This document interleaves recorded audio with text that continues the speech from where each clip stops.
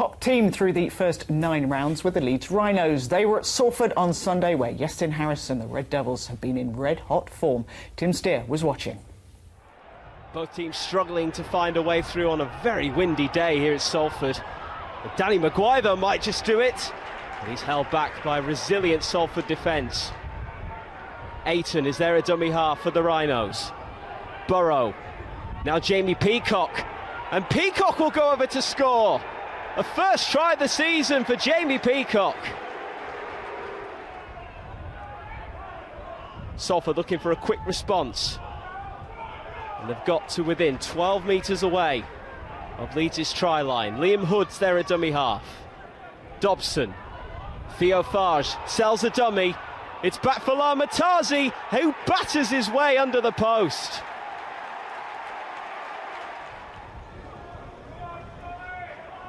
Here's Tazi again. He's made a real impact since coming on off the bench for Salford. Hood. Dobson. Now Niall Evalds. He's got away from Joel Moon, and Evalds will score to the right of the sticks. 2 tries in 4 minutes for Salford. Paul Ayton. Quick hands for Burrow. And again for Golding. Now here's Moon. Can he score against his former club?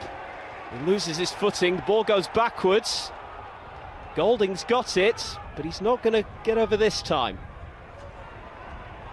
So he'll play the ball a couple of metres away. Ayton with the grubber, and Jamie Peacock! A second try for the prop.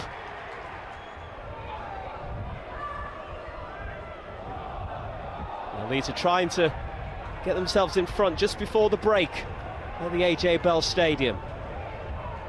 With Kevin Sinfield. Now Sutcliffe with the grubber.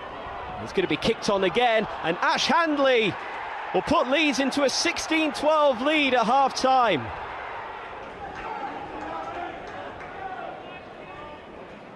Now the captain for Leeds, Kevin Sinfield. Stopped by 2 Salford defenders on halfway. Rob Burrow waits. Peacock with quick hands again. Here's Joel Moon. He skips away from a couple of Salford defenders, and he's away. And Joel Moon feeds it on the inside, and Rob Burrow will score.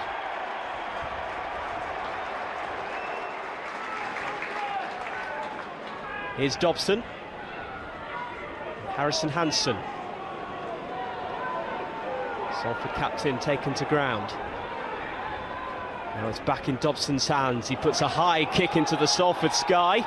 And Evalds has beaten Golding to the ball for his second try of the afternoon.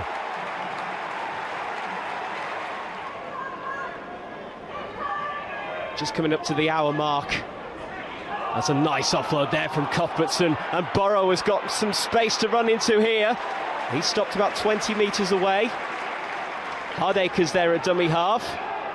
He might fancy this one himself, you know, and he does.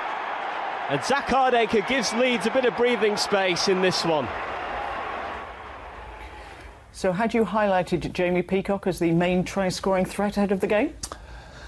But, yeah, maybe not. You know, we had a lot of defending to do that first half. We had spent a lot of the first half on our try line defensively and repelled them for large periods of that half. That you saw there, they scored a couple of tries from kicks and some real sucker blows there for us. But we didn't quite do enough with the ball during the game to challenge Leeds. We defended well, but you've got to add a little bit more with the ball, and we've had a lot of changes in the team and didn't quite get that fluency, and probably gave Leeds a lot of energy with when they had ball in hand.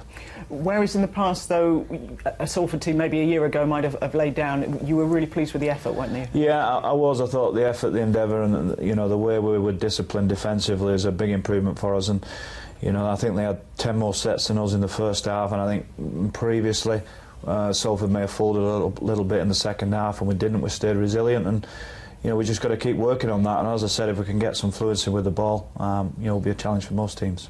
How disappointing to lose Rangi Chase for 7 matches? Were you expecting that? Do you think it was a fair result from the suspension? People make their own views on it. For me, there wasn't massive intent in it. Certainly no malice in it at all.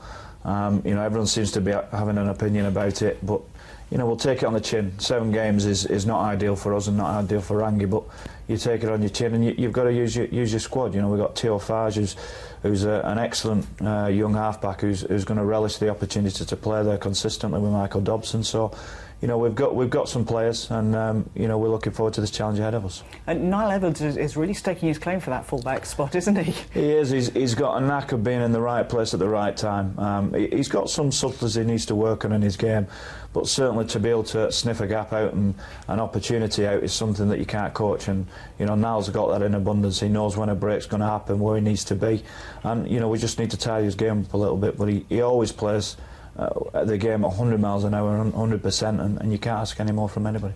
For yourself, you've had just over a year at the club. If you were going to write a report on your first year in charge, what would it say? Emotional. There's a lot of work to do at Salford. There's a lot of things at Salford that we've got to put in place, and it's a process that we're going through with the club. We want them to be a top 4 club, and I want to make them a top 4 club. That'll take time. That'll take a lot of time, but we're heading in the right direction. And I think the results that we've had over Easter have showed that. The key now, as for us, if we're just speaking about Castleford, is that consistency. You can string 4 or 5 results together, all of a sudden then you're in a good position. What is it like working for Marwan Kukash? I mean, you talk about emotional. He seems quite emotional. I mean, the tweet we had of earlier in the season of had enough, and he said he was considering walking away. I mean, he seems quite an up and down character. Possibly. I'm not going to give you too much. Diplomatic. I think what we've got to do, and John's coached a long time, longer than me, and you've got to keep people's feet on the ground and players' feet on the ground and make sure that they think about the processes and what you need to do to perform each week. And we've just been concentrating on that, and we always concentrate on that, about what we need to do on a Monday and Tuesday to get ourselves ready for the weekend ahead. And if you continually do that and they keep the players' feet on the ground and keep them thinking about the game at the weekend, then ultimately you'll be successful, and that's our challenge, to keep doing that. Given where Salford are on the geographical map and all the rest of it, how important is it to have a strong Salford in Super League, do you feel? I think it's important for teams constantly to break into the sort of elite cartel, and it'd be great for a Salford to get into the top 4, a Salford to get into the Challenge Cup. I mean, it worked marvellously for Castleford last year. It was like the rebirth of the club, and the town really embraced it as well, and I'm certain if Salford could do that, it'd be great. And that would make it interesting as well, because if Salford and Castleford break into the top 4, somebody's got to come out as well, so it adds a different sort of dynamic to the league as a whole, and we've certainly got that this year, and we're going to get it even more after round 23.